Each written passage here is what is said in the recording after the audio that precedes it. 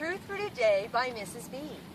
When we were young, our parents taught us that God has the whole world in his hands. He's got the little tiny baby, and he has you, they would always tell us. And it's true. But as we grow up, we start to think, does God really have everything in his hands? Everything about my life? Right now, my father's going to die of Alzheimer's in his future. And my sister-in-law, does God know about her death? And her son at 15?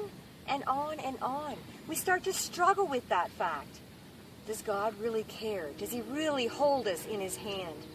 Well, Jeremiah says, I know the plans I have for you. Plans for good. Not to harm you, but to prosper you. But people will say, well, that is just for the Israelites. We can't claim that verse today. Well, Peter was talking with Jesus on the seashore, and Jesus was saying, do you love me? Feed my sheep? And Peter said, yes. He says, well, I know the plans I have for you. A plan for your death even, of how that will bring glory to me. Your hands will be stretched out. They'll take you where you don't want to go, and you will be crucified. And Peter died crucified upside down. But before his death, God had plans for him. Plans for him to witness to 3,000 people. Plans for him to share the gospel with the Gentiles and be one of the first people to take it to them.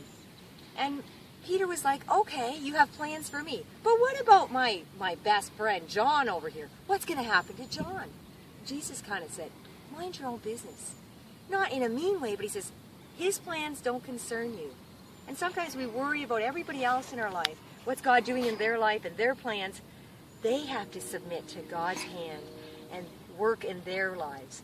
And we just have to submit to God's hand, whatever he calls us to do, whatever road he calls us to walk, whether it's a walk of cancer, whether it's a great walk, whether it's a difficult walk, we're in his hands, and we've got to trust him with our whole lives.